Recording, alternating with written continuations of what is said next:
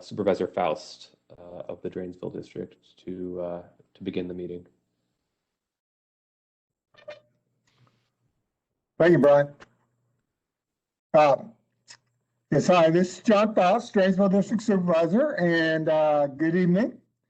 Thank you for joining us this evening to discuss the West Falls Church Transit Station Area Plan Amendment. In 2018, the Board of Supervisors authorized consideration of an amendment to the comprehensive plan in response to nominations received by WMATA for the West Falls Church Metro Station and Virginia Tech for the Northern Virginia Center. A task force of area residents met nearly every month, even during the pandemic, over the last 2.5 years, to work with county staff to consider the nominations and develop a proposed plan. The purpose of this meeting is to share the draft plan with you and get your feedback. Public hearings on the amendment will be held by the Planning Commission and the Board of Supervisors. The Planning Commission meeting is currently scheduled for June 16th, and the Board of Supervisors public hearing is scheduled for July 13th. Everyone is invited to speak at either or both of those meetings, public hearings. The task force included members of nearby communities and stakeholder groups, including the Villages, the Gates at West Falls, Lemon Road Civic Association, and the McLean Citizens Association. Several task force members have joined us this evening, including David Werman, who was the chair of the task force and is also the president of the Mount Daniel Civic Association. I'd like to take a moment to express my gratitude to the task force members for their hard work on the plan. The group did, I feel, an amazing job working through very complex issues, and they took great care to address concerns that were raised by task force members and the broader community. So I'd also like to thank the many residents who attended the task force meetings and provided feedback. Many of you also helped coordinate presentations by staff to your communities, and I appreciate the time and effort you have already put into this process. So a comprehensive plan is it's a planning document, and it's used to guide future development in the county. The plan is general in nature and describes how the community expects an area to develop. It sets priorities and it identifies infrastructure and public facilities that are needed to accommodate development. The study area for this plan encompasses about 30 acres. The metro station is the most prominent use in the study area and has historically served as a commuter station. That use will continue. However, in addition to this function, the proposed amendment also envisions a walkable mixed-use neighborhood with an active and engaging pedestrian realm consisting of office, retail, residential, and institutional uses. As you are aware, I'm sure, the City of Falls Church is undertaking a project at the intersection of Haycock Road and Route 7. While that project is not part of this study, there was and will continue to be close coordination between the county and city on transportation impacts, road design and alignment, and pedestrian connectivity. Since the first draft of the plan amendment was published in December of 2020, task force provided recommendations for numerous improvements to the plan amendment, all of which were incorporated into the proposed draft. A significant part of the work by the task force was focused on adding pedestrian and bicycle connections in what is currently predominantly an auto-oriented area. Residents north of I-66 rightfully pointed out the need to provide similar connections to their neighborhoods so they can safely walk and bike to the station. So I think it's a big deal and something that's just absolutely essential when you're doing these types of transit-oriented developments to look beyond the immediate plan area, and we're doing that to address the concerns of the residents. The plan now contains a section regarding what we call active transportation. This new section notes that non-motorized travel, such as walking and bicycling, should be safe, accessible, comfortable, not only within the transit area, but to and from surrounding neighborhoods. Further recommends that the county conduct a study to identify where improvements can be made and where there are gaps in the system. The active transportation plan will include broad community input on needed improvements to increase connectivity, remove barriers to access, and promote programs which encourage walking and bicycling. I'll say that it has been the county's process historically when we replanned much larger areas like Reston, Tysons, and Herndon area. Other major task force recommendations include guidance on the mitigation of nighttime light pollution, decreased maximum building heights in some areas, improved buffers and transition between a study area and nearby communities, and ensuring that there is adequate parking for park and ride users. These changes reflect input from the task force and the community. They make it a better plan that reflects the priorities of the folks that live nearby. The proposed plan addresses the desire for a more walkable community and the need to address very real traffic concerns in the vicinity of the study area. It is a draft proposed plan. We look forward to receiving your feedback this evening and throughout the remaining days until the plan is put in a final version that will ultimately be presented for approval. I'm now going to turn the meeting over to Brian Patel from the County Department of Planning and Development. Before I do, I wanted to mention that we have numerous county experts on this call, so hopefully we will not get stumped by any questions that are asked. We have the Director of the Planning and Development Department, Barbara Byron, I believe, Leanna O'Donnell, who is the Division Director of that department and has been very active in this project, Michelle Stallhut, who is Branch Chief and very active planner, the very well-known and highly respected Brian Patel, who is doing all the work and will do the presentation this evening, who's a planner, and Steve Walker, also in the planning department. Then from the transportation department, again, we have the director. Here is, that would be Tom Bashadny. We have a section chief, Mike Garcia, and two planners, Bob Pecora, who's done an outstanding job on this, what at times was a very difficult project, and Tim Kurtz. And from the Park Authority, Andy Dorlester and Jasmine Kim. And we also have from Fairfax County Public Schools, I believe, Paul Go and Pranita Ramhais, both planners. And I think that covers everyone who I was told would be on the call. We have Ben Wiles, who is in my office and has lived this thing for 2.5 years, so he's really been productive and helpful. Okay, so that's everyone, I believe, and we will turn it over to Brian to provide an overview of the Falls Church City project. Then he'll present the background on the process that was followed during this planning effort. And then finally, summarize the proposed plan amendment.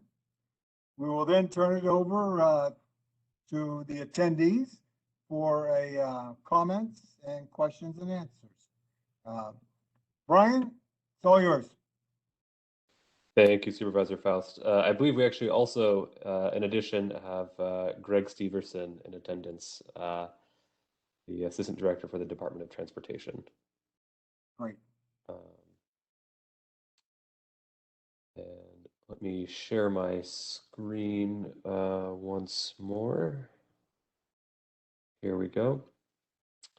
So thank you for going over the agenda. Just to kind of cover it, I am going to provide a little background that will help to put everything into context tonight. So we're talking about a comprehensive plan amendment. I'll begin with a little bit more of an explanation as to what the comprehensive plan is, what it means to amend it, and go over some basic land use planning concepts. Then I'll review everything that's happened so far with this plan amendment, and I'll also, as the supervisor mentioned, we'll go over the briefly mentioned what's happening just next door in the City of Falls Church. So I'll go over everything what's happened so far with this amendment, to cover how we got to where we are today. Talk about the existing conditions, both within the study area and nearby, to help contextualize the plan amendment. And then all of that will be set up for the most important part of my presentation, which is the overview of the draft plan amendment, the new vision for the WMATA and Virginia Tech properties, the West Falls Church Metro Station. Then we'll conclude by actually talking about the West Falls Church Active Transportation Plan as well, which will follow this specific amendment on just the Virginia Tech and WMATA.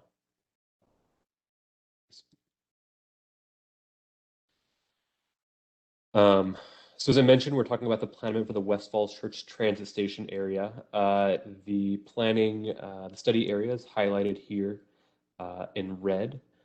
And just as a quick background, the WMATA property was authorized to be studied for a mix of uses. The proposed plan recommends it for a mix of uses, including multifamily, residential, townhouses, office, and retail, up to what's called 0.96 floor area ratio. That's a term I'll explain a little further in a minute. It's a common planning term. And for Virginia Tech, it's proposed to be planned for mixed uses again, including institutional, multifamily, residential, and retail, up to 2.5 FAR.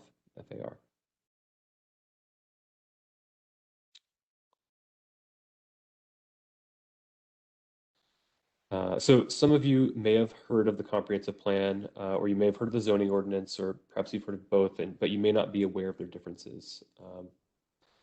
So the West Falls Church study, as I mentioned, is considering changes to the comprehensive plan. If you aren't familiar with it, the comprehensive plan is a guide for decision-making related to land use in the county. It contains recommendations about which land uses may be appropriate for a certain area, or how much development should take place, or how an area should develop. But as a guide, it does not have the force of law.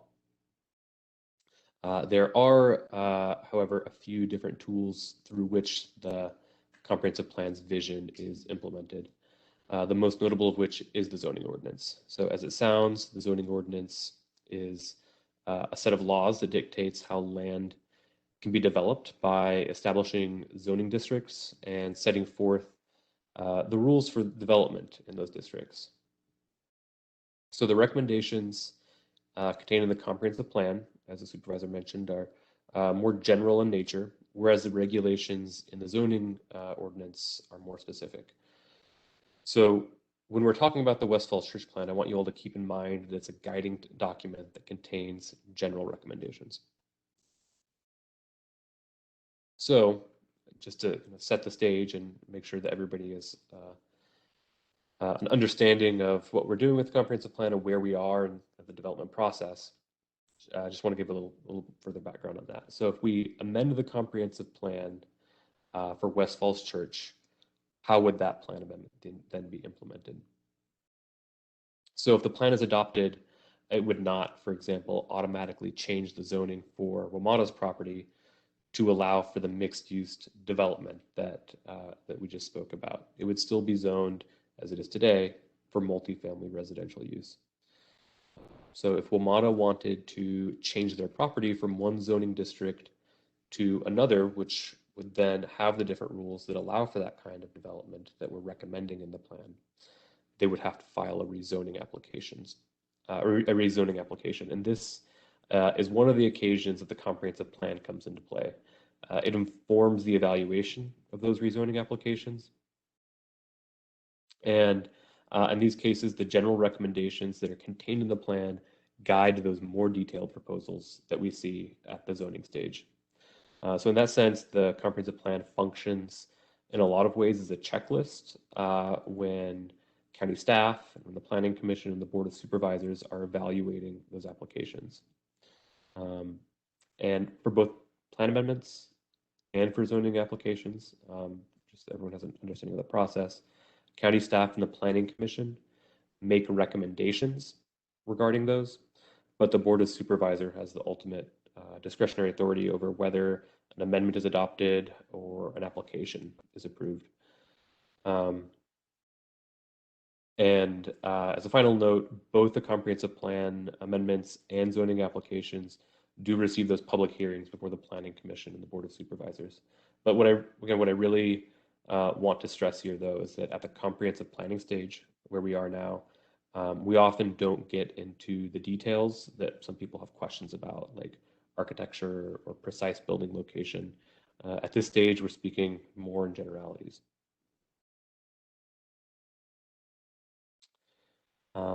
So before we start diving into West Falls Church specifically, there is one important concept that I want to introduce you all to, and I mentioned just a moment ago, and that's floor area ratio, or FAR.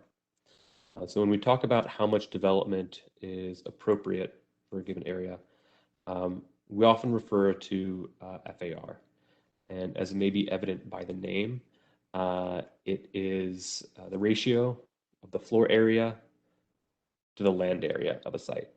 So, for example, development at a 0.5 FAR would mean that the floor area of a building is half as much as the land area. So for a 10,000 square foot lot, for example, that would equal a 5,000 square foot building. And that could be configured, depicted here, in any number of ways. So 0.5 FAR, it could be a one-story building on half of a lot, or a two-story building on a quarter of a lot. Similarly, for a 1.0 FAR, it could be a four-story building on a quarter of a lot, or a building that covers every inch of the land area, and so on and so forth. One important relationship I would note is between building height and open space. There's often a trade-off between those two. With greater building height, you get more open space, and vice versa.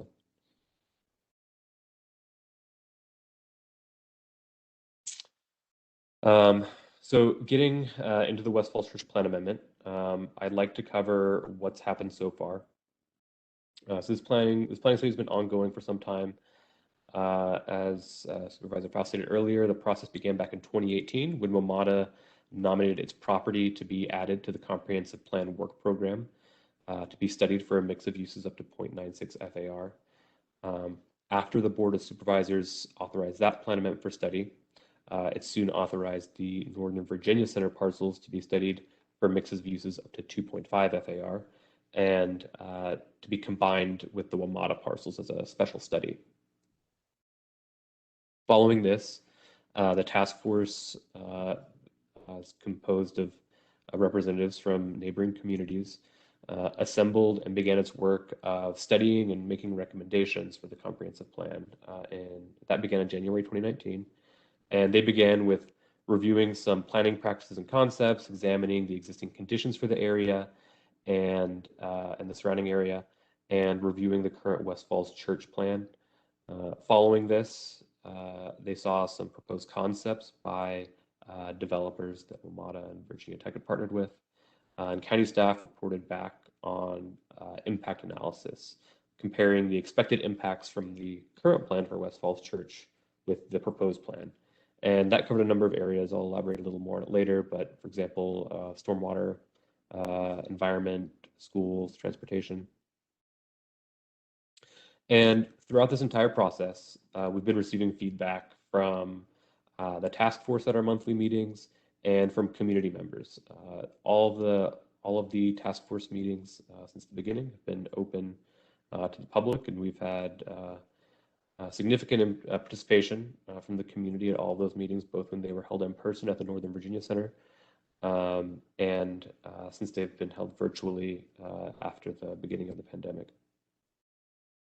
And so using the feedback that we've received along the way, the board authorization provided guidance, existing county policies, concepts presented by the developers. We drafted a comprehensive plan amendment that we originally published in December. Since then, we've had with 7 task force meetings and a number of other meetings with nearby communities to provide an explanation, a summary of the plan amendment and hear feedback. We've incorporated the feedback that we received from those meetings and from the task force into subsequent iterations of the plan. And then the task force concluded their work on April 20th with a couple of more recommendations for improvements to the plan and voted to recommend the adoption of the draft comprehensive plan amendment. That brings us to today, today's community meeting, which will be followed by the June 16th Planning Commission public hearing and the July 13th Board of Supervisors public hearing. So moving on to West Falls Church specifically. So you can see the study area here. I showed it just a moment ago, outlined in red. Just go over the existing conditions. So it's approximately 31.5 acres in size, currently developed as the on the WMATA property with the metro station, surface parking, parking garage, you can see depicted here, their bus loop and kiss and ride parking inside the bus loop. And then on the northeastern portion of the property is forested. It's undeveloped, it's forested, and there's a stormwater management pond located near the entrance to the metro rail station. So it's largely impervious today, largely impervious surface area. Next door, the Virginia Tech parcel. It is developed with the Northern Virginia Center, the courtyard out in front of it, and the surface parking. To the north, it's fronted by I-66 and the West Falls Church metro station. Beyond that is the WMATA rail yard. And then to the east and southeast are the village, the pavilion, and the Gates at West Falls condominiums, and the Mount Daniel, Ellison Heights neighborhood. And then to the south, southwest is the border with the City of Falls Church. And as Supervisor Faust had mentioned, happening concurrently, well, they're actually a little bit ahead of us on this, is a planning effort for the where the old George Mason High School used to be. Some of you may have noticed the recent demolition of the high school. So the City of Falls Church is planning and has entered into a public-private partnership to develop a high-intensity, mixed-use, pedestrian-oriented neighborhood at the corner of Route 7 and Haycock. And it's planned to include a number of uses: commercial office space, senior housing, multifamily, retail, a hotel. And as you can see, there's a central spine of the project in the middle. Commons Drive is envisioned as a linear park. So the county and the city have been well aware of what's been happening and in constant communication with one another, and particularly to ensure that both the planned developments in each jurisdiction are well integrated, especially as it relates to transportation infrastructure, pedestrian connections, roadway connections, and so forth.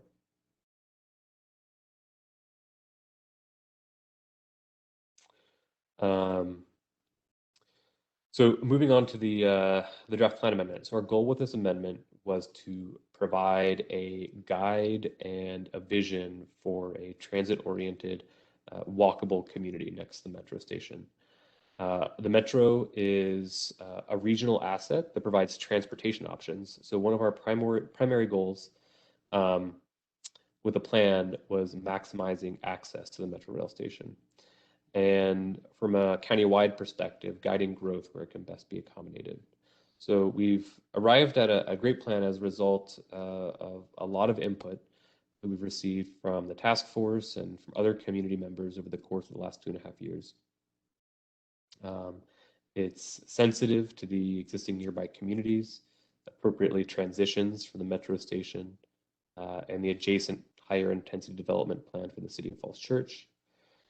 And at the same time, plans for the improved connections between nearby neighborhoods and the metro rail station.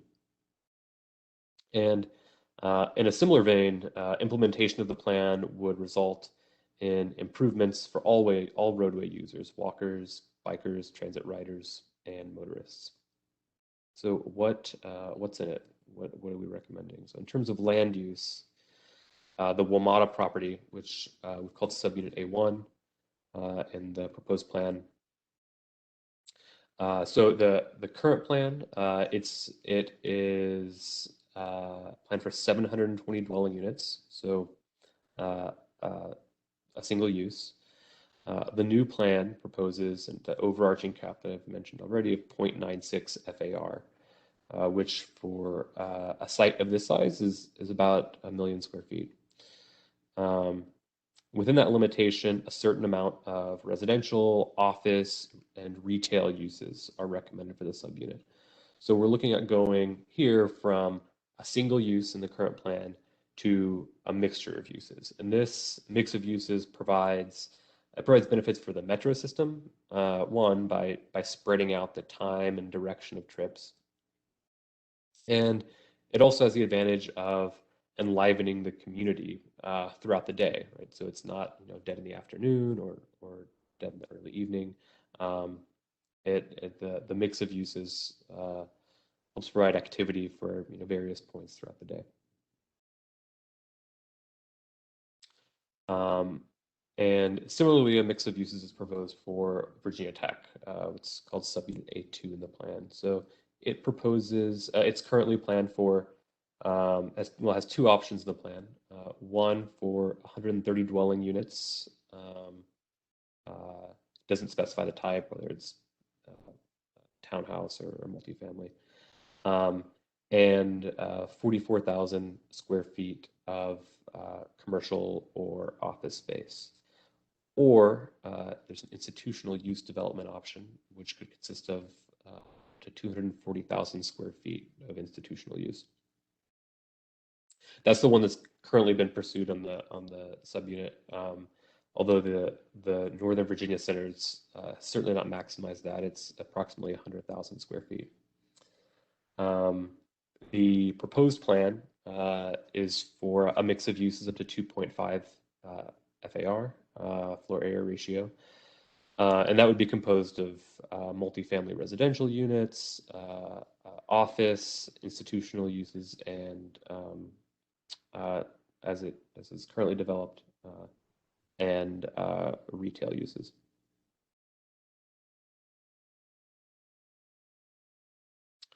So as I mentioned earlier, as part of this planning process, we took the potential impacts of the proposed plan amendment on a number of areas seen here, transportation, schools, stormwater, wastewater, and so on and so forth.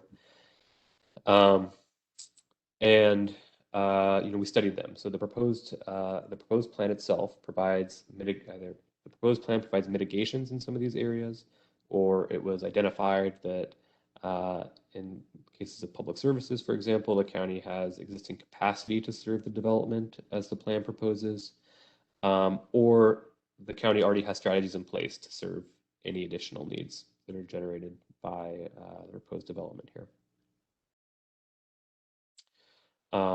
So one of which, transportation, we conducted a transportation impact analysis over the course of the study. So this or the TIA as it's referred to.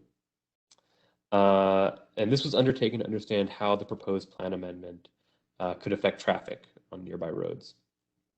So the scope of this analysis of the TIA was agreed to by the Virginia Department of Transportation, the Fairfax County Department of Transportation, Virginia Tech, and WMATA's transportation consultant, and the City of Falls Church.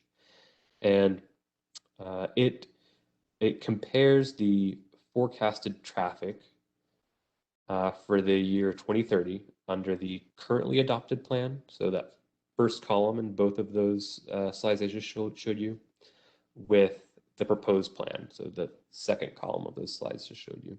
So I want to reiterate that point. It compares the current plan with the proposed plan.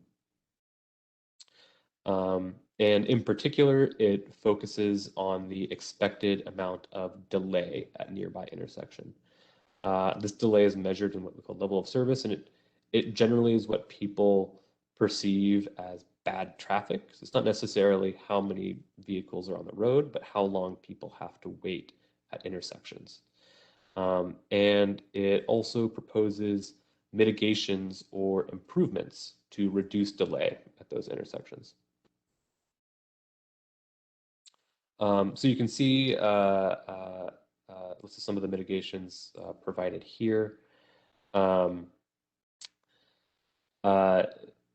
I won't go through all of them. In general, it consists of modifying signal timing, reconfiguring intersections, configuring lanes at intersections and turns at intersections and so forth, adding new signals in some cases. And a big component of it is the new street grid that is proposed through the development area, through the study area. And then at a transit station where we're studying this, of course, that itself has a big impact on the mitigation of additional traffic volume of that delay at those intersections, because it gets people on transit and provides more options for traveling than just using a car. So actually, as it turns out, the proposed plan results in less delay at most of the nearby intersections than if the area were developed as is envisioned in the current plan. So the draft plan amendment also makes great strides in planning for multimodal improvements in the area, right? For connecting the transit development area with nearby neighborhoods, for providing wider walkways on primary pedestrian routes, and on improvements to the pedestrian realm like pedestrian scale lighting, street trees, street furniture. An important note, and one which the supervisor spoke to earlier, one of the great benefits of this process has been all of the feedback that we've received from the neighboring communities. So throughout the planning study, we've heard from a lot of folks on the other side of I-66 from the metro station that there's substandard pedestrian infrastructure and missing linkages between their neighborhood and the metro rail station. So in response to that, we included a recommendation in the plan for the development of a West Falls Church active transportation plan. And that's something that goes beyond just the study for the WMATA and Virginia Tech parcels. It will include a wider array of stakeholders. My colleague, Tim Cutts from the Fairfax County Department of Transportation will speak to that in greater detail a little later. But for the transportation improvements, it also, as I mentioned, provides additional connections through the development area, which is important. It recommends a parallel road to Haycock, depicted here in orange on the left, and that's important because it functions as a relief valve for Route 7 in Haycock. And then finally, the plan recommends adherence to a higher range of transportation demand management goals, and that's essentially policy speak for strategies that get people away from driving alone, gets them out of their car and encourages them to walk, bike, or take transit.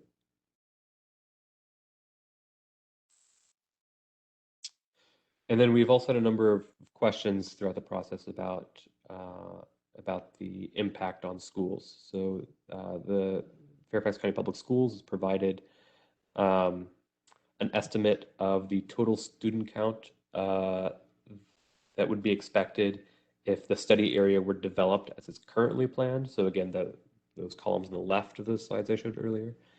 That would result in an estimated 102 students for elementary, middle, and high school. And just to make sure you're all aware, this study area is served by Haycock Elementary School, Longfellow Middle School, and McLean High School. And so going back to what I was saying before, Fairfax County Public Schools provided a projection, right? That were developed as it's currently planned versus the proposed plan.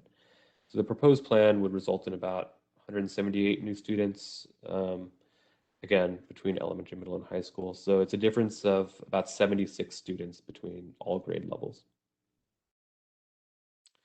And in relation to that, there have been a number of questions about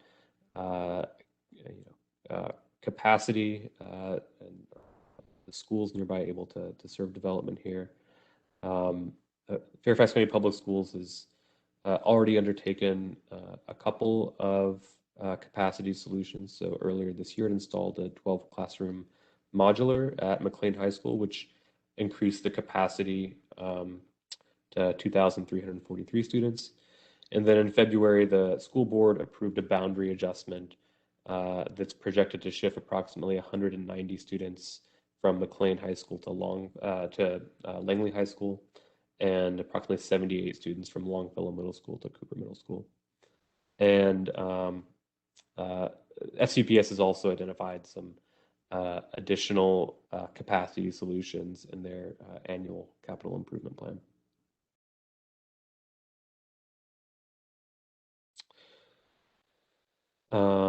So moving on to some more of the recommendations of the plan amendment. So we have updated the recommended building height map. Building heights within the study area. This shows beyond the study area a little bit, but building heights within the study area have been adjusted only. So those of the neighboring areas have been left as is, and they've in general been increased due to having to accommodate the greater floor area ratio and to provide a sufficient amount of parks and open space throughout the area. But the general concept is that they taper down. The most intense development is located adjacent to the Metro Rail Station and to the higher intensity, taller development within the City of Falls Church, which is planned for buildings up to 175 feet in height, I believe. And so in general, buildings taper down towards the existing communities in the county.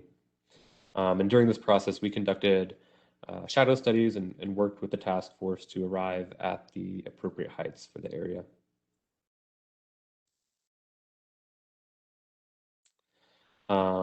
And related to this are the updated urban design recommendations in the plan, which offer some additional guidance to improve the experience of people living, visiting, and traversing through the transit station area.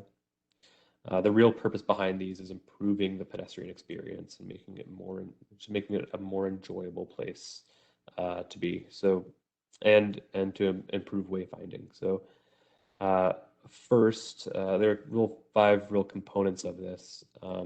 First, there should exist a direct route to the Metro Rail Station, which is important for improving station accessibility and improving wayfinding. That seems here depicted with the red line. And then along that, there should be a series of focal points that draw people's attentions toward the Metro Rail Station. There should be a series of open spaces along the main route that help to create that visual connection, but also to concentrate the activities along that primary route. and to help enliven the pedestrian realm. And fourth, and a kind of additional component on both of those points I just hit, is that building facades should form a street wall. What this means, in other words, is that buildings should be oriented towards the street, and they should be located close to the sidewalk. Again, provides a more interesting experience for pedestrians walking through the area, and it helps to visually guide people along the street towards the Metro Rail station. And then finally, really the fifth component of this is that site design should minimize the kind of visual presence of the parking garage. That's actually a major departure from the current plan, which states that the parking garage should be the tallest structure within the TSA. So we're looking to kind of hide the parking structure to the extent possible and really celebrate the transit-oriented development and the kind of pedestrian nature of the transit station.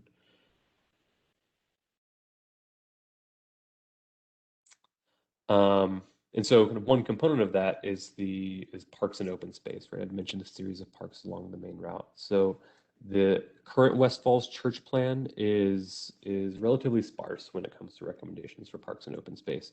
And this is something that was something that was noted earlier on in the task force, and that many people have mentioned that there are really a lack of options for accessible parks south of I-66 in this part of the county. So it was certainly a priority for us when we were drafting the plan amendment. So the current plan only contains a recommendation for a courtyard on the Virginia Tech parcel, and for some landscape buffers throughout the site. In the new plan, in the proposed plan, we've added an additional landscape buffer between subunit A2, the Virginia Tech property, and the village's condominiums. And we've added some additional language related to that buffer that strengthens it, expects that it may be something like a landscape or a linear park, for example. In addition to that, so we've replaced that one courtyard that's recommended in the plan with 4 recommended parks. So or open spaces. So there's the series of parks along that main route towards the Metro Rail station, and these could be implemented as a number of different types of parks, right? They could be pocket parks, they could be kind of urban green, or a civic plaza. And then we've also recommended a recreational park at the corner of Haycock Road and Metro Access Road up on the kind of northeasternmost corner of the study area.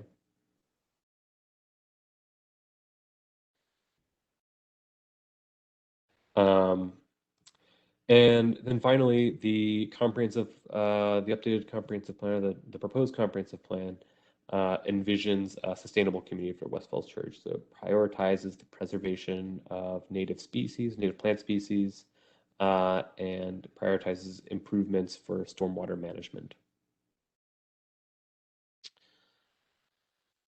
And so throughout this process, as Supervisor mentioned, we've had significant input from the public.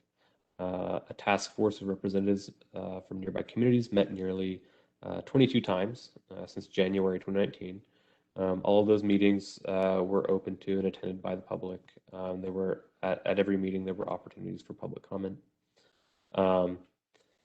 In that time, we've also staff from the county has also had 4 meetings with nearby communities to update them on what was going on, explain the draft plan amendment to them, and get feedback. There was the kickoff meeting, which was widely attended by folks back in January 2019. And then there's tonight's meeting, of course.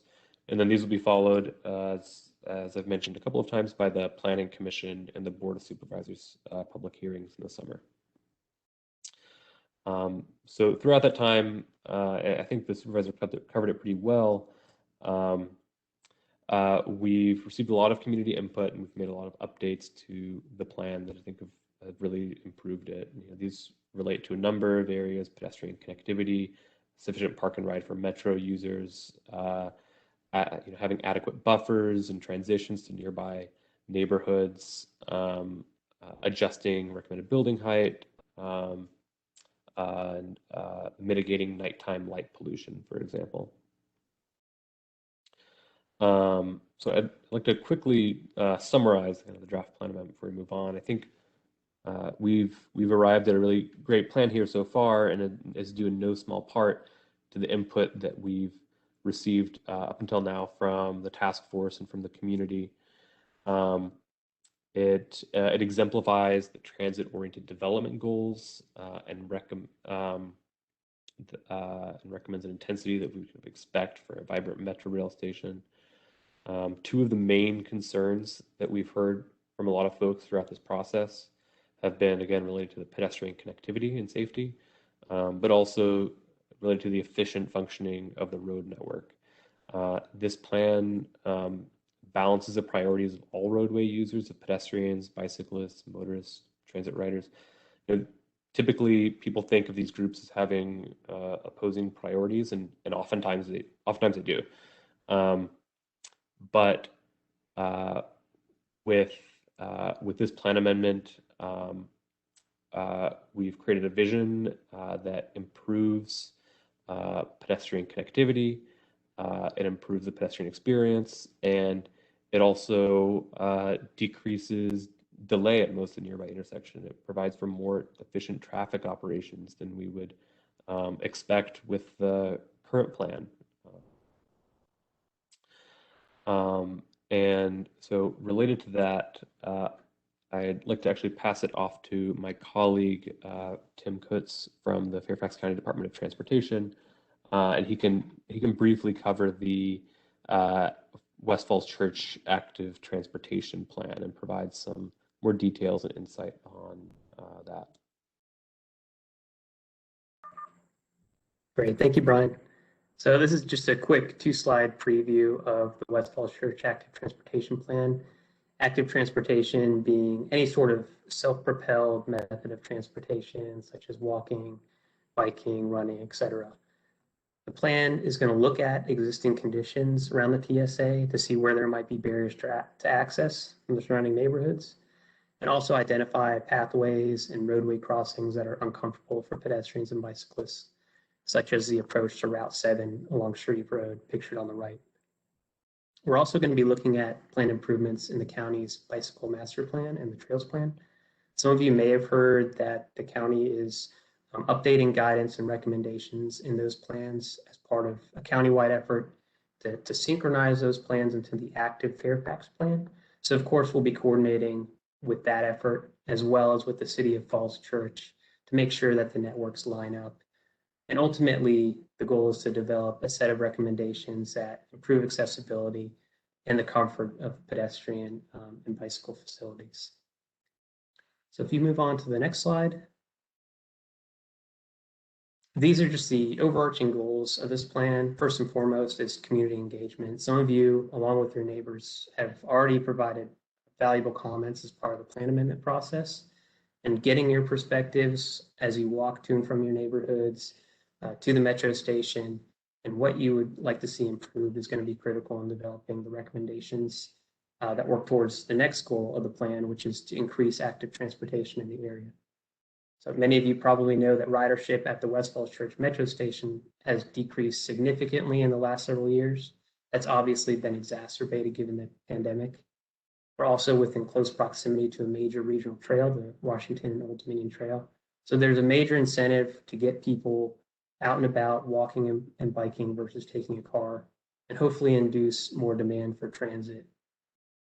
And this rolls into the third major goal of the plan, which is ultimately to encourage placemaking and strive for healthier, sustainable communities.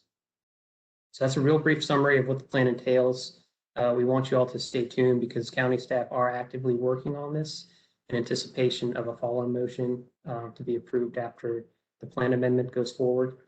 And after we collect data and do our initial assessment, we're going to be reaching out to all of you likely in the fall of this year to continue working on this and engaging with you and hearing your ideas. So with that brief summary, Brian, I'll toss it back to you. Thank you, Tim. So just to provide an idea about what's happening again going forward, make sure that everyone has the dates. Um, there, after tonight, there's the June 16th Planning Commission public hearing and the July 13th Board of Supervisors public hearing. Those will both be held at the Government Center in the Board Auditorium. And with that, we can move on to the public comment and Q&A. In general, we've had, as I mentioned, we've had a lot of great participation at the monthly task force meetings. And I see that we have a lot of new attendees tonight. So we're looking forward to getting some questions and comments from some new folks. Due to the number of people that we have, I would ask that each speaker limit their comments to 2 minutes or to one question so that everyone has a chance to participate. We can then circle back once everyone who wishes to participate has done so, and then we can check back in with you to allow you to ask an additional question or to make an additional comment. And so there are two ways that everyone can participate. You can raise your hand to be recognized to speak. Please do not raise it at your desk or couch or wherever you are. We cannot see your actual hand, but you can raise it virtually by clicking the Participants tab. It should be in the bottom right. It looks like the silhouette of a person with 3 little bars on the right.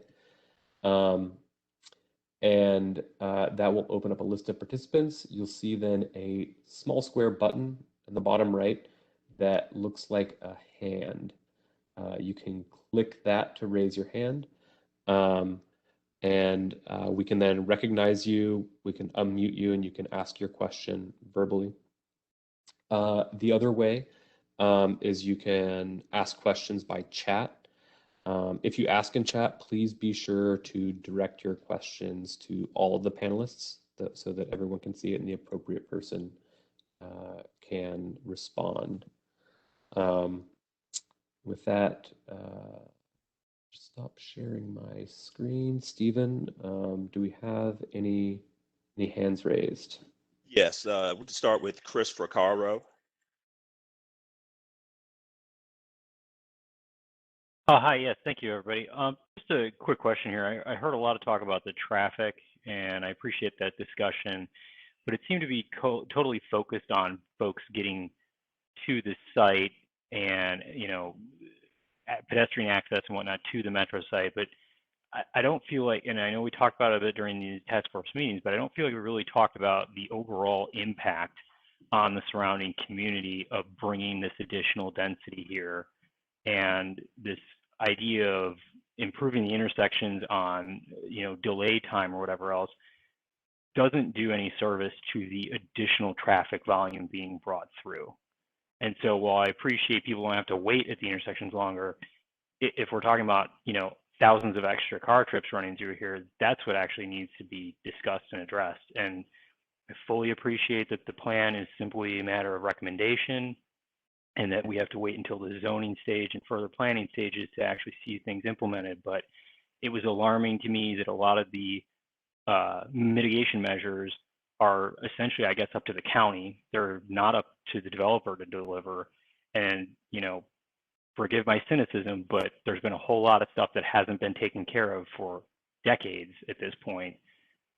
What is our guarantee this is going to happen? I mean, I feel like we would be giving away essentially our only bargaining chip and point of leverage here in approving all these increases, and we're not getting anything to address the challenges that they then present to the surrounding communities.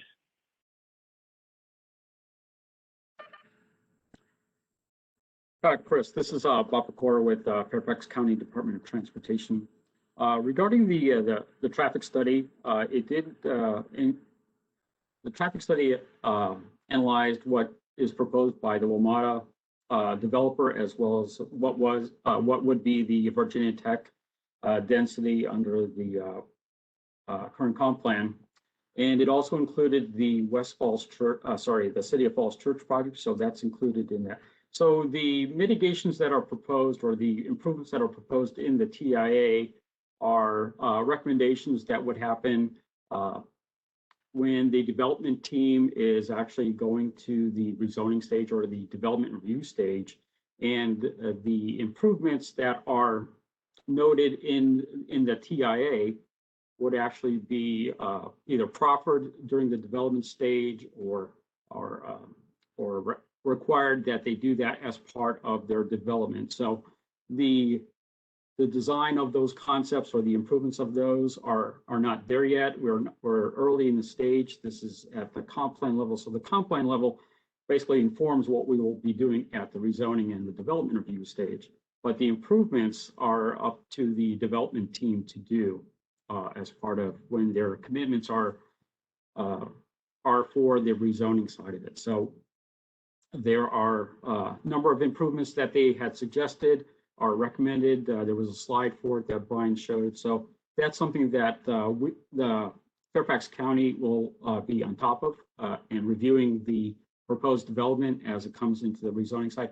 But we'll also be asking them to do another traffic study to look more focused onto the impacts of that development and to redo or rework or tell us more about the proposed improvements for signal timing, or if there's any intersection improvements. We'll also be looking at pedestrian and bicycle crossings and signal timings that way too. So that's all part of the process that we'll be doing in the next phase as well. So. If I might just add, though, I think one of the other issues is the limited scope of the geographic area that you all looked at. I mean, we didn't cross 66. Right. So this was more focused towards the WMATA and Virginia Tech sites, and we did have them include a number of intersections on Route 7 and Haycock Road. So we went as far as on Haycock Road to Great Falls Street, and then on Route 7 we went from I-66 to the main intersection at Haycock Road and Route 7. So there's 12 intersections on the public streets, on Route 7 and Haycock Road, and there's 2 sites inside, which is on Falls Church Drive, interior to the project site. So.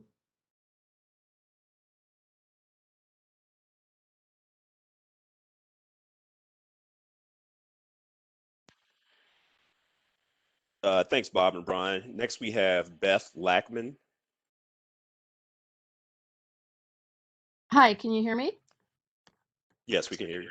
I wanted to follow up and ask a little bit more about the TIA in terms of, you mentioned that you went a little farther.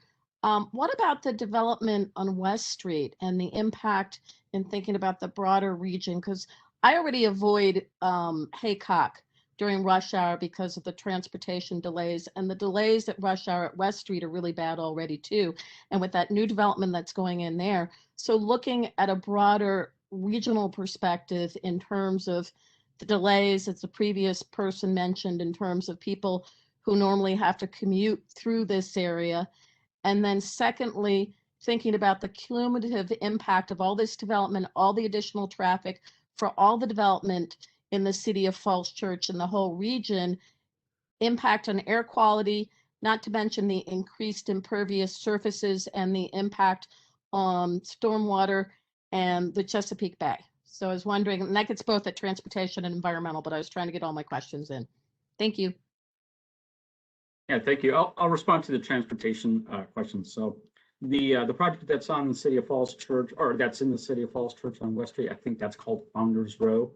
So the modeling that we provided to Grove Slade, the applicant's traffic consultant, was part of a regional model that we developed along the lines of the COG, Council of Governments regional model.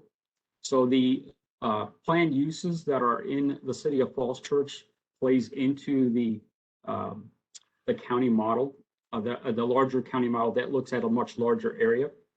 So any development that was already approved through a plan amendment with the City of Falls Church, or that has already been in there, it's included in this regional model that we've been working from, or that we've provided to Grove Slade, the traffic consultants with the applicant. So that's already included in it to a degree. We can't really quite specify, pull out this information at what that use that is in the city of Falls Church, what that's doing for the area. But as we look at it as a whole project, or as we model and forecast traffic, we look at the regional basis. And since this TIA focused on the WMATA and Virginia Tech impacts, it looks more towards the impacts that Virginia Tech and WMATA, the proposed developments, would have on the neighboring streets and such. Environmental, the TIA does not inform that. It's something that's other people on this call can take that and describe the environmental impacts and such. So.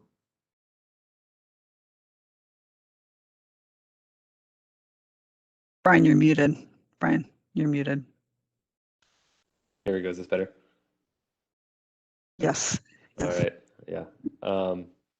Thanks, Bob, and thanks, Beth.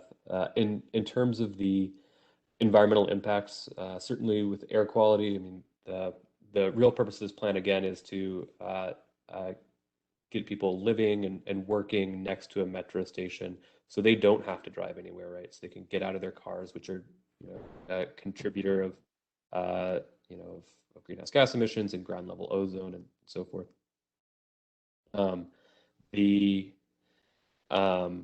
For stormwater, the plan actually is that's a great benefit of it, right? It's a great benefit of redevelopment of the WMATA property and the Virginia Tech property, really, from their current state.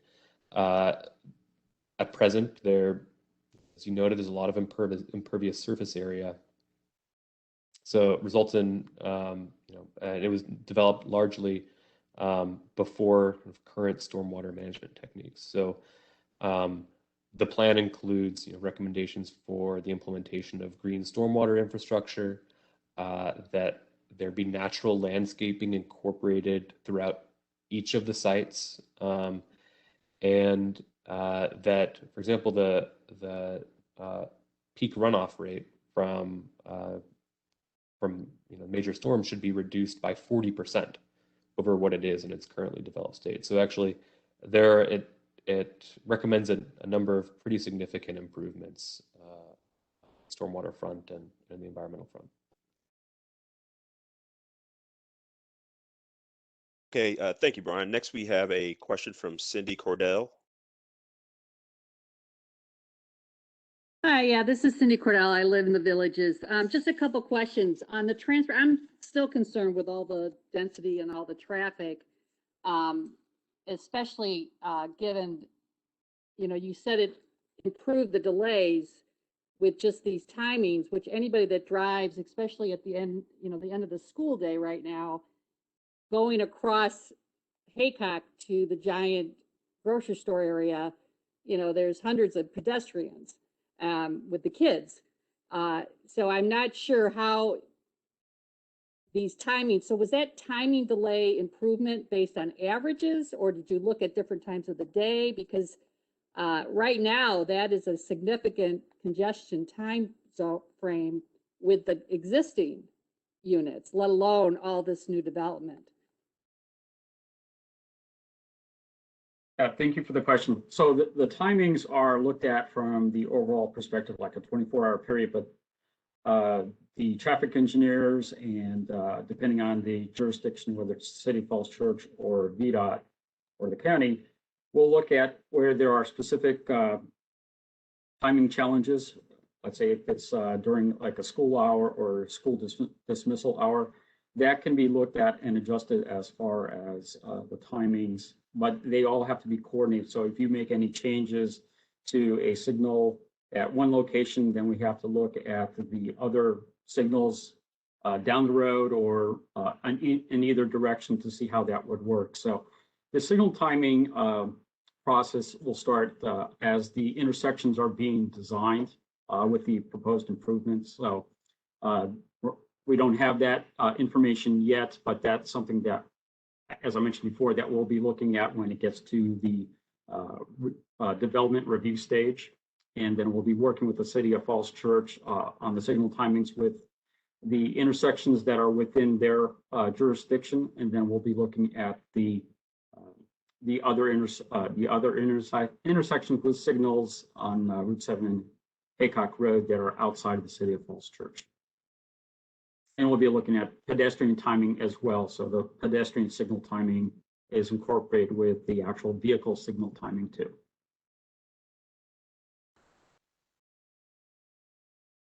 Thank you, Bob.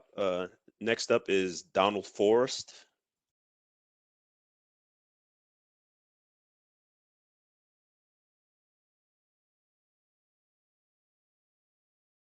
Donald Forrest, your hand is up. Do you have a question for the panel?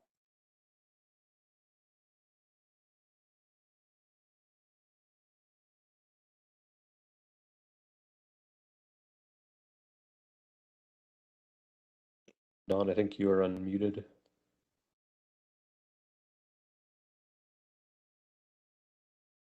We can come just back to okay, yeah, we can come back to him. And just a reminder, if you have raised your hand and asked your question and you don't have any additional questions or comments, please click the raise hand button again, and it will lower your hand. Otherwise, it looks like you're still trying to ask a question or a comment, make a comment. Okay, scrolling down. Next, I will call on Craig Glazer. Yes, thank you. Two questions. One is, I thought I heard you indicate that the traffic study showed less traffic with the development than without the development, and I'm trying to get my hands around that to explain that. Second question related to the project works if there's sufficient retail to rent space and provide services. There's a lot of retail going in a post-pandemic environment in this area between Falls Church, between what the city is developing by the high school and West Street, et cetera. So you're assuming, or have you analyzed whether the region can absorb all that retail, and what kind of retail might go in that would be sustainable? So two questions. Yeah, thank you. I'll take on the transportation question. Someone else can respond about the retail question. So on the proposed uses at Modern Virginia Tech are actually going to increase the traffic in the area based on the forecasted traffic analysis in the TIA.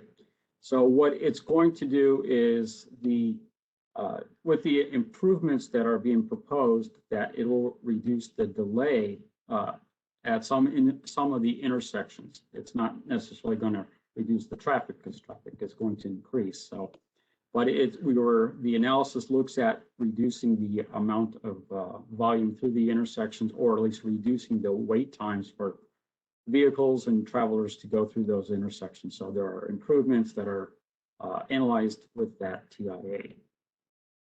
That's what we had mentioned. Thanks for your question about retail. We've actually, with the draft plan, it includes a reduced amount of retail from what we were initially considering, because of some current trends that have certainly been accelerated since the beginning of the pandemic.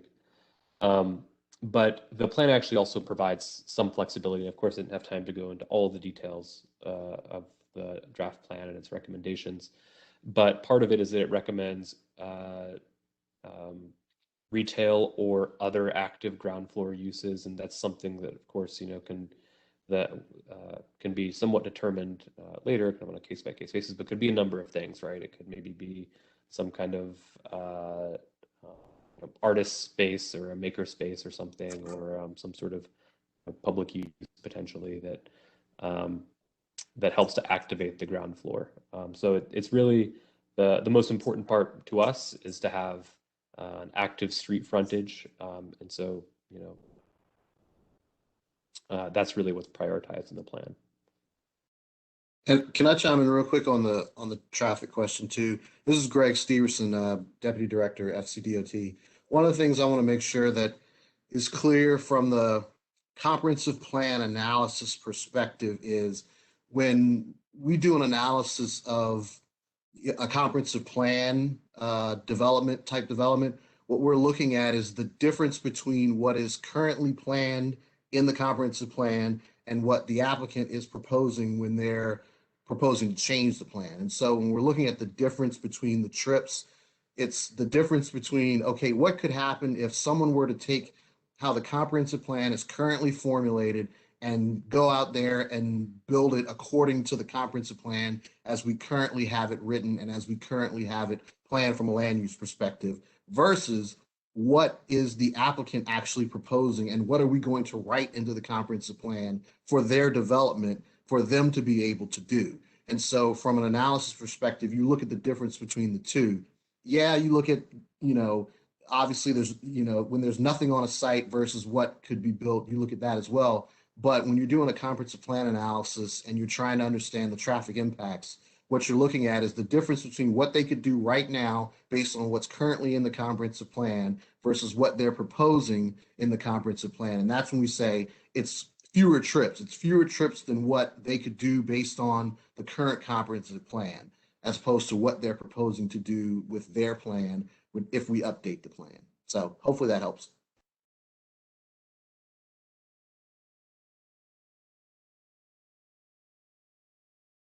Okay. Oh, it looks like Don Forrest is he ready? if he can be in. Yeah.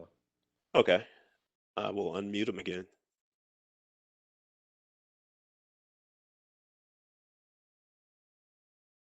Hello, Don. You're unmuted.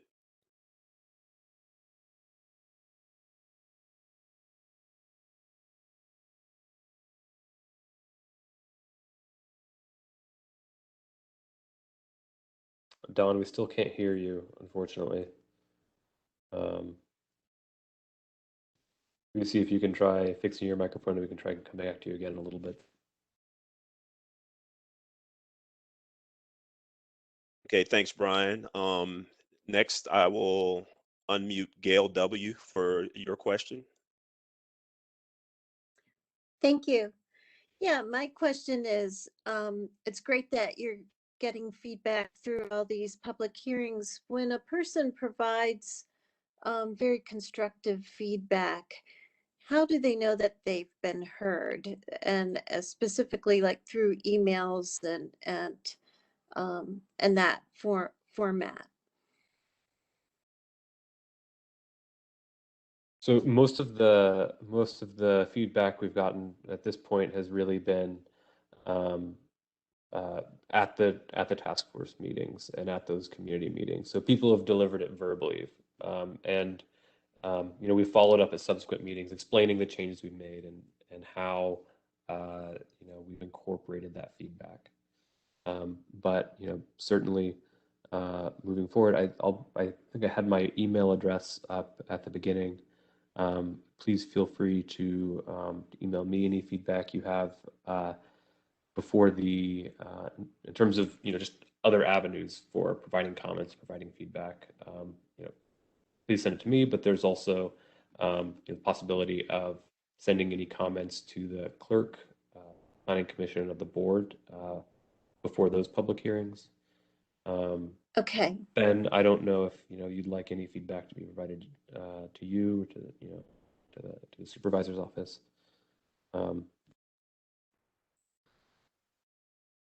But certainly I'll be sure to put my email address up again so that I make sure that everybody has it. It's also posted on our project webpage.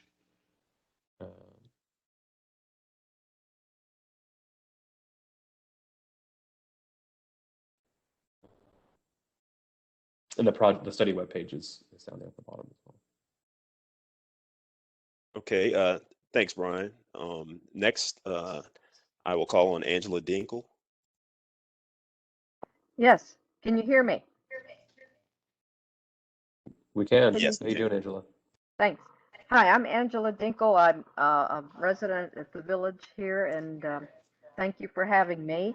And I have one question, and then I have a comment. The question is, I've attended a number of these task force meetings, and I also saw some posts. Virginia Tech has asked Fairfax County for authorization to build residences and commercial establishments. I understand that Virginia Tech is planning to buy the land from the City of Falls Church, which currently owns the land. However, the lease doesn't allow Virginia Tech to use the land for residential and commercial purposes after the purchase. Can you tell me what Virginia Tech is actually allowed to do?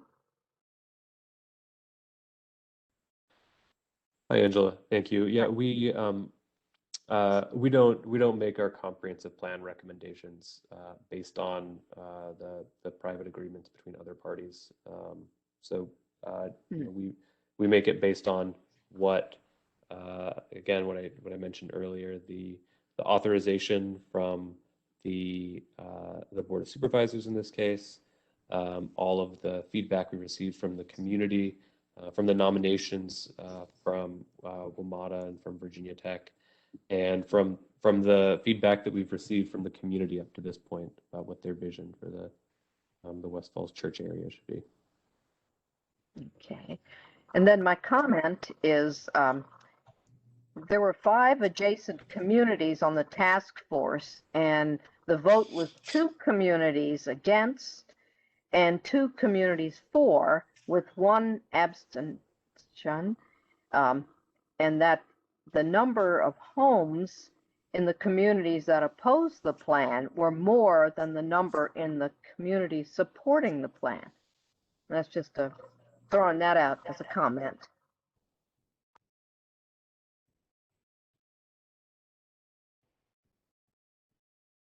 Thank you, Angela.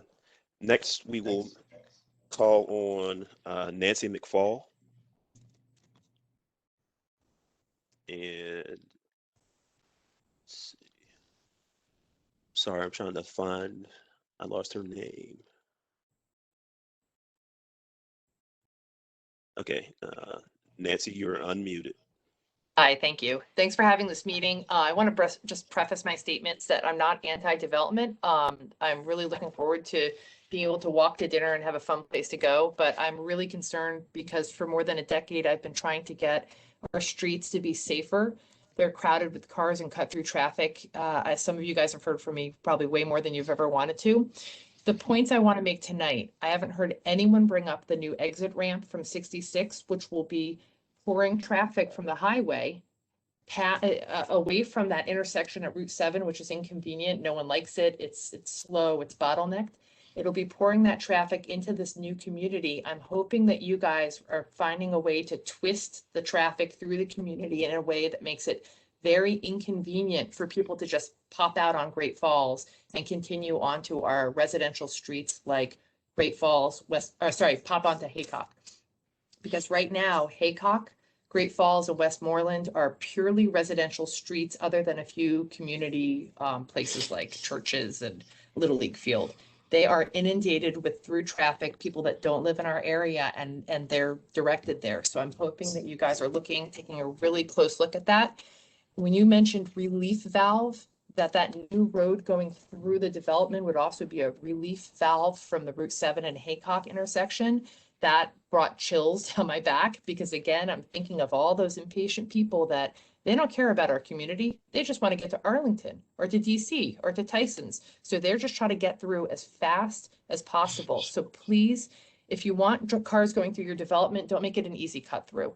And just, I know that the infrastructure is sorely outdated in our area. And I know every area is screaming for sidewalks and things like that. I know it's very costly.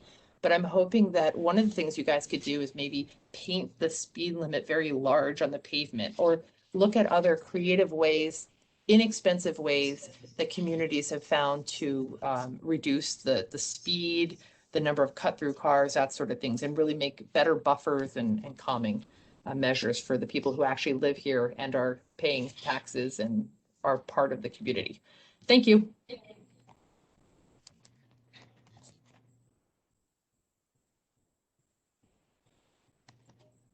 Thank you, Cheryl. Nancy, but that's okay. You've heard from both. Sorry. Sorry. Thank you. Okay, next I will call on Mark Kiefer.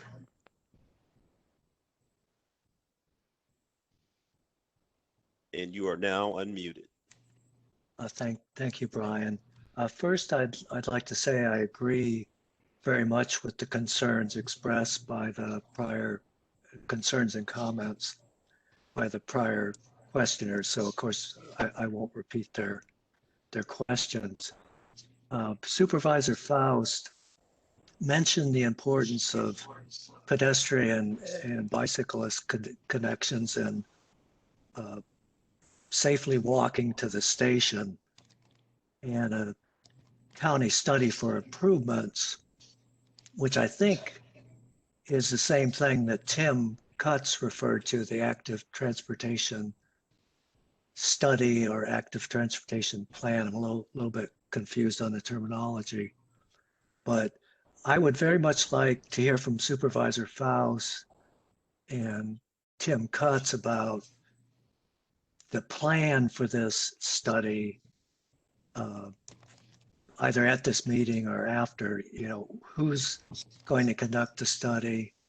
How will it be reviewed, and how will inputs be obtained, and what the schedule is to ensure that the results of the study result in an input to this development process, which will probably happen around the station, and assures us that the mitigations or improvements needed, because we're not just talking about mitigating the impact of a new development, we're talking about an existing poor situation. Forget about the development. The current infrastructure on the north side of 66 is very poor and has been for some time. So I'd like to receive, either at this meeting or afterward, very specific information about this study, and how it will flow back into the process associated with the West Falls Church and City of Falls Church development activity. And thanks for taking our questions and having this meeting. Hi, thanks, Mark, for speaking up. And I actually have your email from a while back where you submitted quite a few comments that are really helpful in getting us to establish what are some of the concerns out there today. So thanks again for that. This really is a meeting focused on the plan amendment. This West Falls Church Active Transportation Plan would be a follow-on separate plan. And like I mentioned, we'd get into more of the details with you all sometime later in the fall, but county staff are actively working on identifying the concerns, some of which you've also identified and shared, and working on ways to address this. Yeah, and this is John Pop. The way procedurally what will happen. Procedurally, what will happen is that we will, when we consider the comprehensive plan at the Board of Supervisors, there will be, assuming it passes, there will be immediately a series of what we call follow-on motions introduced by me and typically supported by the full board. And those follow-on motions one of them will be that we establish this effort to look at the pedestrian bicycle access. And at that time, we'll probably establish a process for putting together a task force, or at least an aggressive plan for community outreach and input. And staff will be directed to dedicate its resources to accomplishing the plan. And we'll establish we'll tell staff what we're looking for. So we've done it several times now. We've not called it Active Fairfax before, but I like that. But it's a good process. It's worked extremely well in Tyson's, Herndon, and Reston, all three of which are much larger developments than what we're talking about here. But the process is, we've got it down, and we'll identify where improvements need to be made. Obviously, funding is going to be a critical issue. It will help me a lot to have this study completed whenever it comes time to work with the transportation staff on prioritizing the funding that does become available. Particularly because it gives access to transit station. It meets one of my three criteria, or three priorities. That's transit, schools, and connections, connecting communities that have good pedestrian infrastructure, but aren't connected to anything else. So that's where we've been trying to focus our resources. So I'm looking forward to it. It's a good process. I think people will be pleased with it.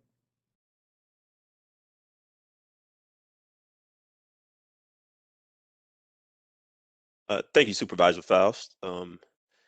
Next, I will call on Cheryl Sim.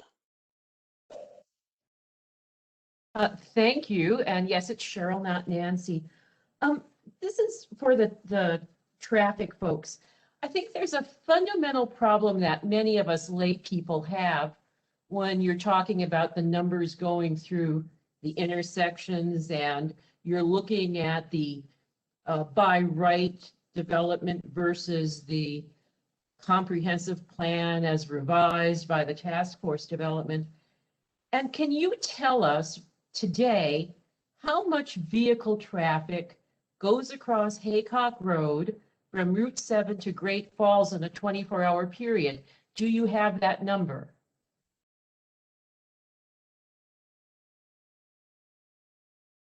Cheryl, this is Bob. Actually, I don't have that, but it's in the TIA. Basically, what I would be doing was calculating all the traffic movements through those intersections and just adding that up. I can provide that to you after the meeting. I don't have it. I don't have it right now, so I can get that to you.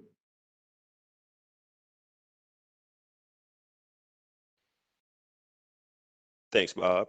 Let's see. I think we're getting close to the end of the voice questions. So next is Sonia Brehe. Hi, yes, Sonia Brehe. I am the Northern Virginia Advocacy Manager for the Coalition for Smarter Growth. And I've been following this. I'm also a Falls Church resident in Fairfax County, and I volunteer with the Fairfax Alliance for Better Bicycling and also Fairfax Families for Safe Streets. I am a strong advocate for safety and accessibility for biking and walking. But, providing more housing and walkable, bike-friendly, mixed-use communities with access to enhanced transit like the metro station and future Route 7 bus rapid transit that's being planned helps to our region to accommodate the growth without reliance on driving. And that's sort of the point of what this TOD can really offer, because it provides more sustainable and equitable transportation options for our community. The draft plan also includes affordable and workforce housing options integrated into the new housing being built. It offers open space and linear parks, dog park, and upgraded and enhanced stormwater management, including green infrastructure. At a time when we're facing a climate crisis, smart growth development like this is a climate solution. as it helps to reduce our transportation emissions and also helps to improve stormwater management so that we can be more resilient with these larger, more damaging rainfalls that we've been experiencing. But like many have said, there still remains work to be done to ensure pedestrian and bicycle improvements are implemented in the surrounding area. I'm grateful for the task force and neighboring communities raising these concerns, and that the draft comp plan language details the need for pedestrian safety and includes the West Falls Church Active Transportation Plan follow-on. We really need Fairfax County to start this plan as soon as possible, and also to push on VDOT to allow more innovative, complete street solutions for walking and biking along and crossing Haycock and Route 7. These are higher traffic volumes. That's what we're hearing. Oftentimes, they're the ones that don't easily get the safety improvements, but they're the ones that are most critical, because that's how we're going to be accessing the metro station. So I'm glad to hear Supervisor Faust offering to prioritize the active Fairfax plan for this part of for West Falls Church following passage of the comp plan amendment, because that was going to be one of my questions. What's the time frame, and how do we stay engaged in that process? Because I do really think it's going to be an integral part of making this whole West Falls Church community successful for people biking, walking, and accessing transit, and legitimately reducing the need to have to drive there. So thank you.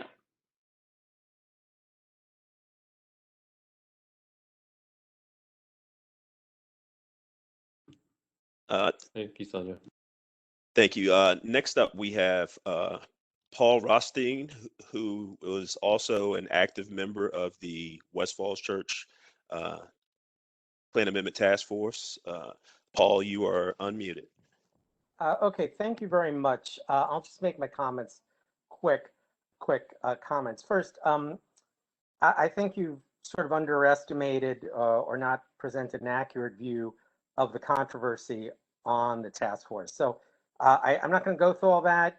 Anyone who wants to see it, go to tinyurl.com/WFC problems. That is plural, problems. And you'll also, when you click through it, you'll see some comments from an independent traffic planner. As was mentioned before, I just want to say the vote was 5 for, 3 against, 1 abstention. 2 complexes were for it, 2 were against, and there was 1 abstention with, as Angela said, more people from the no votes, more people, homeowners in the no votes than yes votes. I think one of the things, and there are 2 last things, I had asked you, Brian, and I CC'd Supervisor Faust, to ask people if they identify themselves with an organization, if they had a financial interest in the outcome, or if the person works for an organization that has a financial interest in the outcome, or works for an organization which has received contributions from an entity with a financial interest in the outcome, or if they have any other undisclosed personal or other interests could be considered a conflict of interest.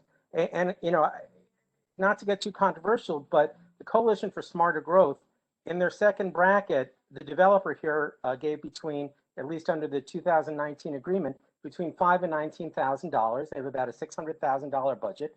And the developer has also given several years in the past towards it. So I think it would have been appropriate per my May 7th request for you to have asked that. And the person from the Coalition for Smarter Growth, we raised that issue with her. I wish she had identified the developer as a contributor. That's just simply the truth. So people can do with it whatever they want. I believe it's better to disclose such matters. And finally, my final comment is that Cheryl Sim mentioned to me that she was cut off. So if you could just go back to her and let her ask another question, I'd appreciate it.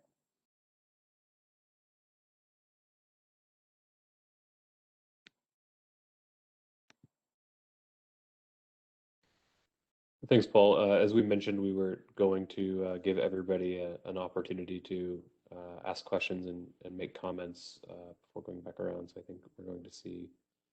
Brian, I just, I'm not going to get into it with Paul. I got a lot of issues with some of the things he's said and done, but I'm not going to let it go unchallenged that there was any kind of conflict or anything improper. The only thing improper with the unsubstantiated suggestions that people were acting improperly. This was a good people doing good work, differences of opinion. And that's all we have here. No decision makers. No one that is being accused of anything has ultimate decision-making authority. So it's been alleged over and over, and it's not right. It's not fair to the people who are being cast as having improper conflicts or whatever. If I may just respond, I'm not sure you can. If you want to talk about conflict of interest, and I know you do, there are, I assume you own your condo. I don't recall you disclosing the fact that your vote could impact the value of that condo, because it can't. You're not a decision maker, but it's more direct than anything you've alleged against anybody in this process. So we're gonna move on.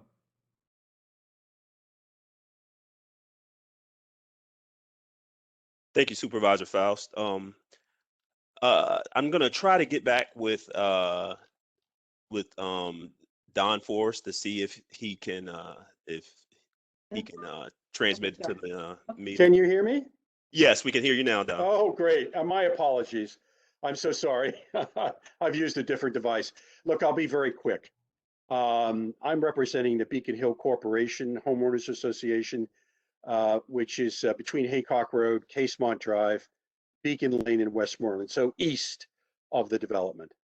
Obviously, we're very concerned about transportation issues, in particular when you consider a real choke point, the bottleneck on Haycock between the bridge over 66 and Great Falls, just after the bridge, where Turner goes into one lane and up to Great Falls, and then through Haycock over to Haycock Elementary School and Westmoreland.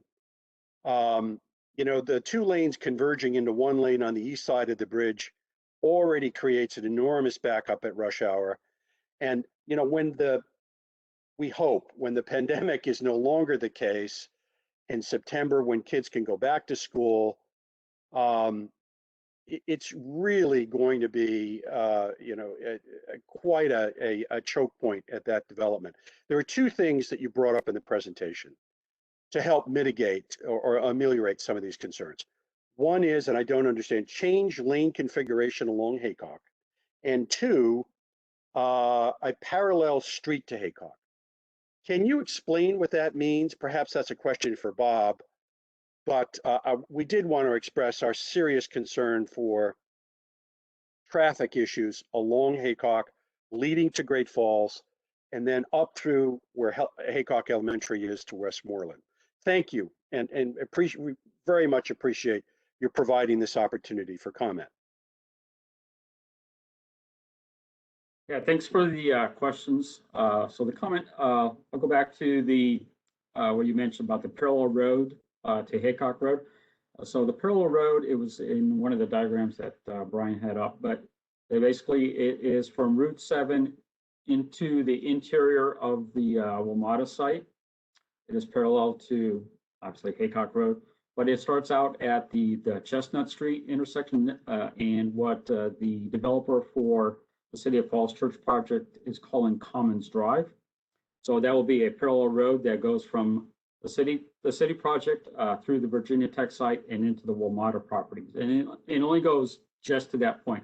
And then it will connect up to the intersection at Falls Church Drive, and then also to what is called now the Metro Access Road that also leads out to Haycock Road at the Signs intersection just before the bridge. So we understand the comment about the traffic. Yeah, Haycock Road does go from a 4-lane road from Route 7 to the bridge, and then it it decreases in size to a 3-lane and then to a 2-lane road on the other side of I-66. So with the traffic projections or the forecasting, the traffic consultant did look at the impacts on the intersection up to Great Falls Street. So there's a certain percentage that it is going to grow a marginal amount, but it's something that when we get into the next round of development review, we're looking at any other mitigation. So the roads are the public roads. The Haycock Road is owned by VDOT, maintained by VDOT but owned by the county. So as we're looking at any kinds of mitigation on Haycock Road, we also have to involve VDOT in the process for review. So if there's something that we might look at in the future, we'll take those comments into consideration, but we have to look at it from the perspective of VDOT, as well as having their take on any kinds of improvements or changes to that roadway. What was the other question? I forgot the other one that you had. Or maybe I covered them all, I forget. Yeah. You said you changed the lane configuration along Haycock. Does that not affect after Route 66 going east towards Great Falls, or it's just, where does that actually occur? Well, the lane configuration, not sure if we can actually change that, but it's I'm going from memory here. So it's a 4-lane road up until the I-66 bridge. And I think it transitions to a 3-lane and then it goes down to a 2-lane road. So 2 lanes of travel in each direction. Like I said, any kinds of changes to the roadway will have to be reviewed and studied before anything is proposed. And we have to discuss with other staff here at the county, as well as with VDOT. So it's a much larger process to do that. And I'm going to ask Greg Steverson from our group if he'd like to chime in on something related to this as well. If he can be unmuted. So, which aspect would you like me to chime in on? Regarding the transition or any kinds of improvements to the road, including the I-66 bridge, and is there things that we can look at from a traffic perspective with lane configurations? Well, I mean, I think part of the reason why the adjacent road through the site is set up and that intersection with the signal is to allow vehicles that want to get into the site another way to get into the site besides having to traverse through 7 and Haycock. Much of what the improvements do, as people have stated, 7 and Haycock is not the greatest location. Part of what some of these improvements do is allow people to get into the site without having to use that intersection, which is the problem intersection to begin with. I know there was a comment earlier, and I know there was a concern earlier also about the ramp that comes from 66 that goes into the site and not having it be a cut through to Haycock. That's not really the purpose of it. The purpose of that ramp is to allow people the ability to get into the site without having to come off of 66 onto 7 through Haycock and then into the site the way that they normally get into the site. And so having additional ways to get to this site versus what currently exists, which is generally kind of one way in with respect to, things coming from the west or up 66 down 7 to get into the site. The more ways you have to get into the site that are not requiring you to go through Haycock and 7, the better the situation is. And I think that's part of the reason why some of these improvements are occurring, is to give people other outlets to get into the site versus having to mix with and deal with the traffic that's already on 7 and Haycock. So with respect to going back to the ramp that comes in, I think the whole, like I said, the whole purpose is to get people into the site. I don't think the way that the development would be set up, nor would we want the development to be set up, is for the roadway to come off of 66 and have a ramp that goes, free flowing directly into Haycock. That's not how we're proposing. That's not a way that we would want this to be set up. We want it to be set up so that it comes into the site and allows you access to the site. Would there be the potential for the site itself to have entry and exit points onto Haycock? Yes, but the point of it is definitely not to have it be a roadway that connects from 66 directly over to Haycock. That's not the point of this. That's not what we're trying to do. That's not the intent of this. The intent of that access point has always been, even before this development, was proposed, was to have an access point into the metro station, not to have an access point that would bypass, 7 in Haycock to get over to Haycock. That's not what it was for. So hopefully I answered the questions that were asked. If anybody has, or if you need a follow up on something regarding that, then let me know. Yeah, and Brian has just put back the transportation recommendation slide. So the question about the parallel road, that's the orange line that is parallel to Haycock Road with an offshoot or that goes directly to the metro station, to the actual bridge that goes across 66 to get to the trains and such. So that's the road we're talking about. And where it curves is the metro access road that is there today. So the linking road would be from Route 7 through the City of Falls Church, through Virginia Tech, through part of WMATA, and then connecting up to the current metro access road. Right, and the point of the development, and what the folks from DPD will tell you, the purpose of the development is to have something that's more feels more urban in nature and less suburban in nature. And if you're going to do something that's urban in nature, you're going to make it more friendly to pedestrians. You're going to make it so that it's not straight shots with fast roads going through the site. You're setting it up so that the understanding is, yes, if you need to get to the site, there's a variety of access points to get you to the site. You can get in, you can get where you need to go. But the point of it is not to have a bunch of roadways through the site that are set up to surpass or circuitously go around to get bypassing 7 in Haycock to get to Haycock. The only bypass to 7 in Haycock is so you don't have to use it to get to the site. You can get to the site before you get to that location, but it's not set up and the development's not set up, and we're not proposing or trying to design the plan to make it, the standard suburban setup with roadways that, are vehicular centric to connect from, place A to place B and get traffic through as fast as possible. It's not what this is set up for.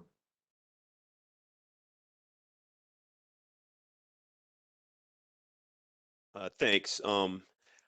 It was indicated earlier that Cheryl Sim felt she was cut off, so I'm gonna unmute you, Cheryl, and see if you still have another question for the panel. I do. I have a Fairfax County Public Schools question, if we still have those folks on. And, the numbers that are put up about how many students will be generated from the new development strike us as particularly low, given that Haycock is an advanced academic placement school, and Haycock draws kids from all across the McLean district, including Franklin Sherman Elementary School. And I know the Franklin Sherman PTA has been particularly concerned about the downtown development of McLean and what that means for Franklin Sherman and what it also means for Haycock. So I'm wondering if Fairfax County Public Schools can relook at those numbers, because while they may work in a place like Burke or other parts of the county, Haycock School is particularly special in that many people actually see it as the stepping stone for getting their kids into TJ. And just this week, we've had 3 offers to buy our house from parents looking to get into Haycock. So is there any way to relook at those numbers? That's my question, and thanks for giving me another shot. No problem at all. Bernita, as you're here with Fairfax County Public Schools, are you able to provide an answer? Yes. Can you hear me okay? We can hear you, yeah. Yes. Thank you for the question. So what the numbers that have been provided for the potential student yield are based on our county-wide student yield ratios for each school level. So the numbers that you see are just estimates that we have calculated for potential yields from the developments. These ratios are based on residing students that we have seen in the school boundaries, and they're county-wide ratios. So you're right about that. There may be specific areas where these ratios may differ, but which is why these are just estimates. Going back to the actuals for the number of students attending schools, as part of our annual CIP review, which is the capital improvement plan, we would look at the attending students over time at each of these schools, and we would project for the next 5 years. So part of the projection review process is where we would look at what are the programs at the school, what are the changes at the school happening at a program level, what are the upcoming residential developments, what has the school done historically with regards to students progressing grade by grade. That's a lot more in detail than just the estimates that you see here as a potential student yield. Which is why we review this every year, because we look at the historical trends to address some of the projected growth at the school. And like Brian has previously pointed out, based on what we see the school's growth is and how that affects capacity, we would identify potential solutions to address any capacity concerns. I hope that answers your question.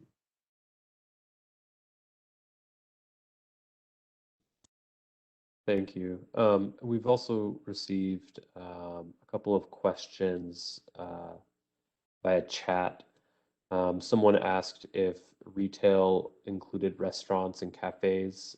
I hope I kind of answered that earlier when I addressed someone else's question about retail, but it does include restaurants, cafes, and again, the plan is actually flexible with that and mentions that the ground floor of buildings should be occupied by retail or other active ground floor uses. I think there was also a question about any of the existing trees are going to be saved. The comprehensive plan, the proposed comprehensive plan, does contain guidance to prioritize the preservation of healthy native plant species, particularly in the area adjacent to I-66. It's forested today, as I mentioned, and as I think probably most people here know, most of the site is paved over today. So that is the most forested area, and we are prioritizing the preservation of that. We've actually if you may have noticed earlier in the height map of maximum recommended building heights, that area is noted for maximum building height of 0 feet to indicate that there's no development that's anticipated there. There was also a question about when the traffic study was done, when the traffic counts were done. Those were completed.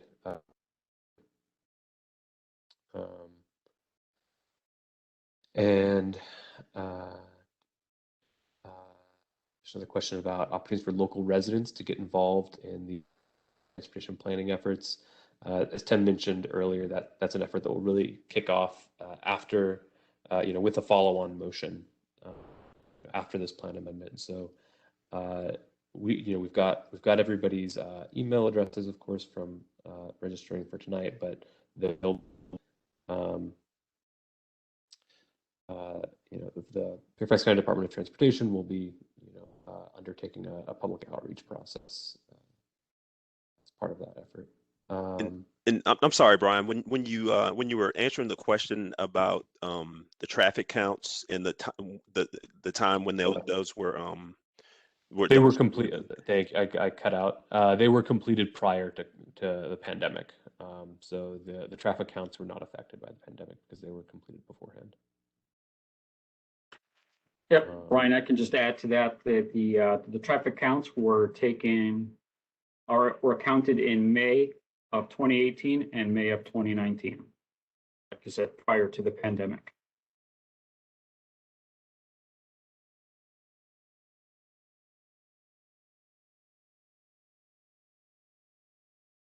I think that covered the questions. We're from chat. We're at 9 o'clock, and the meeting was scheduled until 9. Were there any additional questions, Steve? There was one question that I noticed, and it was a suggestion, and I think you can probably address this based on the phasing and the timing of how plan amendments lead into zoning applications. But the question was, the suggestion is when you present this information the next time, if you could provide some specific examples of parks, green space, stormwater, green infrastructure, and how that's envisioned and how it's more sustainable than what would occur otherwise. And the person who asked that question thinks that could help people see the benefits of this type of development better. Yeah, absolutely. I'll be sure to provide more details on that in following presentations and moving forward. And again, I can put back my email address back up and the study webpage back up as well.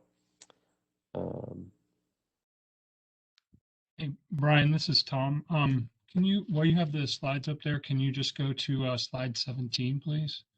I think there's a question that we didn't quite answer. Wanted to follow up on the question about lane configuration.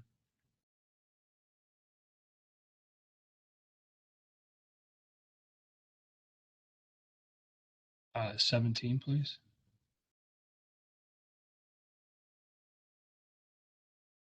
Actually, this is 16. If you can go to the next one. Sorry, they may have been reordered since the version you were looking at. What does it? The next slide has the bubbles that show what the changes. Maybe not. Yeah. Maybe it's the one before that. That have the bubble. There you go. That's. I see. So I think the one gentleman was asking, what do we mean by changes in lane configuration? And what we're talking about there is that there's currently pavement down there, and the lanes are set up in a particular way.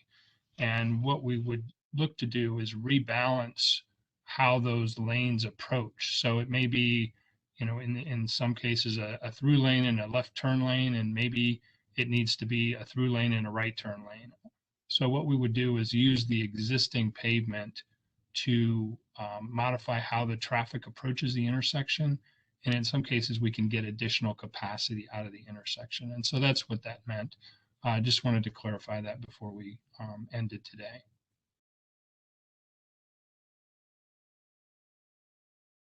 Thank you, Brian. Thank you.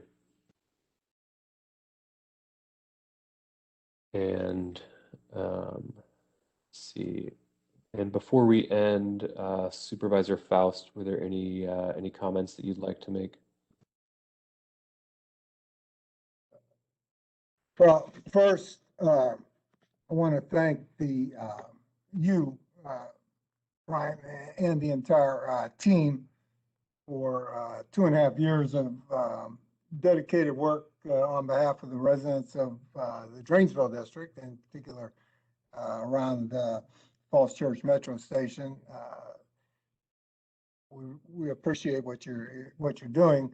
I also want to thank and emphasize, I can't emphasize enough how much more work this was than I think most people expected when we asked them to serve on the task force. Very few complaints, but if they had complaints, I would understand. This has been a long, difficult process. As a consequence, I think the product is much better. The time was well spent, and the product is good and getting better, and we still have some time. Like I said, the Plan Commission hearing will be June 16th, and typically the planning staff issues a report, and I assume they do this with draft comprehensive plans about 2 weeks in advance of that Planning Commission hearing. Anybody disagree with that timing? That's correct. That's right. Right. So anyway, it would be continue to reach out if you have any ideas, thoughts after tonight. Share them, and we'll get through the Planning Commission, and they'll give us a recommendation up or down, and or modify, and then the Board of Supervisors will take on the challenge on July 13th. So it's been really important. I recognize how important it is to people who live in and around the site that was being planned, and I hope that the residents appreciate that we are very concerned that we get this right, working with you, and trying to come up with something that works well for everybody. So anyway, everybody's ready to call it a night, I'm sure. I know I am. I just want to thank you, and good night. Thank you, Supervisor Powson. Thank you for everybody attending. I'm just throwing my email address up on the screen one more time, along with a study webpage.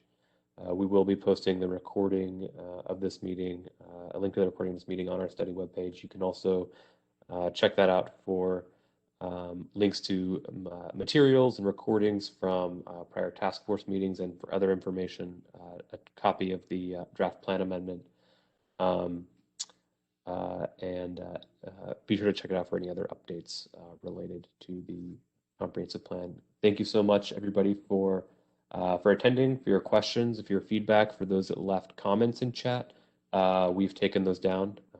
Thank you very much, and I hope you all have a great evening.